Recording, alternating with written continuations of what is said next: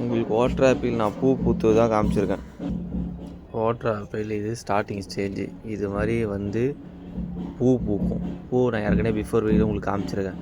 பூ பூத்து இது மாதிரி வரும். இது மாதிரி வந்து இந்த பாருங்க காய் காய்ச்சிருக்கு பார்த்தீங்களா, இதான் வாட்டர் ஆப்பிள்.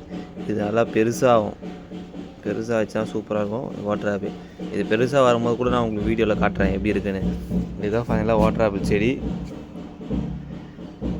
இது க்ரோ பேக்கில் நம்ம சின்ன சின்ன க்ரோ பேக் தான் வைக்கிறோம். மற்றபடி பெருசாலாம் இல்லை. சின்ன க்ரோ பேக்கில் வாட்டர் ஆப்பிள் நிறைய இருக்குங்க. உள்ளெல்லாம் இது வரைக்கும் பாருங்கள் தெரியுதா, உள்ளே நிறைய இருக்காங்க.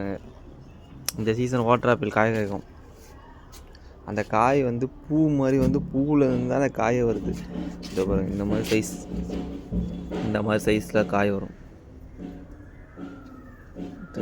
இந்த காய் வந்து ரோஸ் கலரில்